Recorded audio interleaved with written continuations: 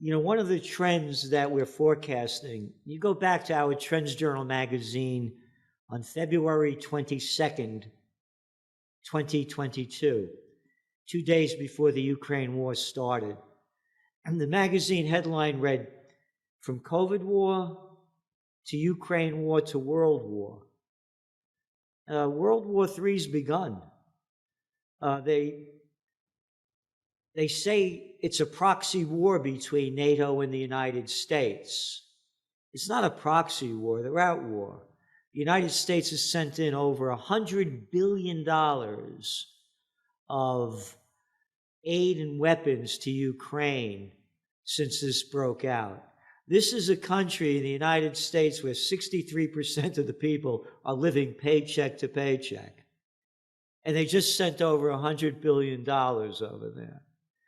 The victory of Ukraine is existential for Europe and for the whole world, said the Swedish Prime Minister. Wait a minute. You mean what's going on between Russia and Ukraine is existential for the whole world? You mean the people down in Bolivia, Argentina, Ghana, Somalia? I mean, what are we talking about over here? They're ramping this thing up into World War III. Mm-hmm. It's begun. And there's going to be a false flag or a nuclear exchange. Quote, "It may sound like a paradox, but military support for Ukraine is the fastest way to peace," said Jens Stoltenberg, the guy that runs the NATO. And well, where am I, 6 years old? Who are you talking to? More weapons of death are going to bring us to peace? Be a false flag or a nuclear exchange to make this official. They said that the World War II began when the Japanese bombed Pearl Harbor. You go back to July 1941. Do you know what happened? Japan, you could Google this up, History Today. Japan had the nerve to go into French Indochina. And Franklin Delano Roosevelt took all the assets of Japan that they had in the United States because they went in there because they were going to go into China. So they took over French Indochina. And they cut off all the oil supplies, 88% of the oil supplies going into Japan. And Japan needs 100% of the oil. And Japan's trade dropped by 3/4. This is before Japan bombed Pearl Harbor. They never talk about that. Oh, and by the way, they put sanctions on Japan for going into French Indochina. What were the French doing over there in Vietnam, Cambodia, and Laos? On the economic front, we are in a very dangerous position here. Yeah. And if this war continues to go on like it is going to crash the economies. All things are connected. Managing Director Kristalina Georgieva warned that the global economy, as you say, Gerald, faces a tough year, tougher than the year we leave behind. Why, you may ask, is she saying this?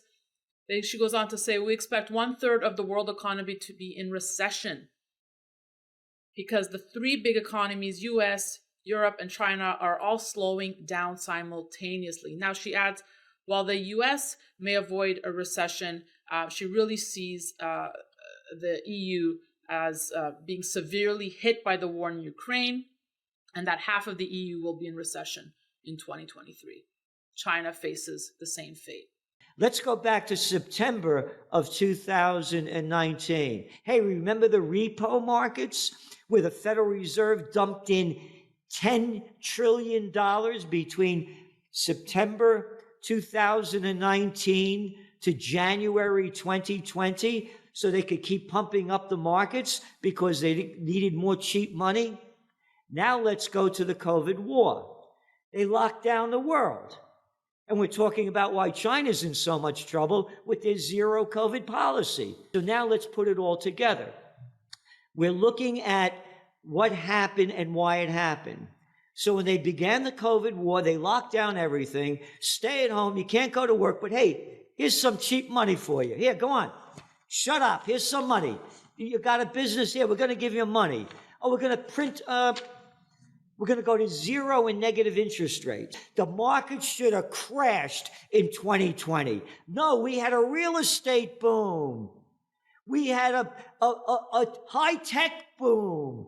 People were buying and fixing up. Here's more cheap money. Here's cheap money. Now, here's the big lie.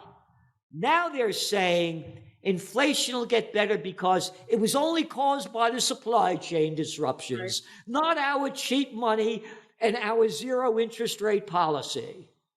You see where this is going? So here's the deal. China and Russia have united. The BRICS have united. They are tired of the West running the world. And there are more of them than us. It's all in the numbers. The business of China is business, as with their brick road, their road initiative, built what they've done. The business of America is war. So as America and Europe, and again, I just read to you what Stoltenberg is saying, what all the Europeans are doing, putting more and more and more and more and more money into the military, as the other countries are putting more and more and more money into building their economies. When all else fails, they take you to war. I talked about what Roosevelt did in 1941. What happened before that? There was a thing called the Great Depression. When all else fails, they take you to war. Go back to the dot-com bust. Again, in our Trends Journal magazine, October 1999, the headline, dot-com bust. Busted in March of 2000. Oh, you mean the day before 9/11, the NASDAQ was only down 66%? 9/11 happens, all forgotten. We'll create a new fake thing. We'll have a fake real estate market, a derivatives thing. We'll make up anything we can. So that's what we're saying. The United States isn't about the bottom line.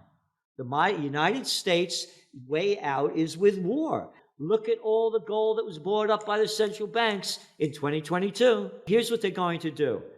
This is going to be the year we believe that we're going to start seeing going from dirty cash to digital trash. They're going to make up something new. And that's the way they're going to get out of this thing. They're going to make something up.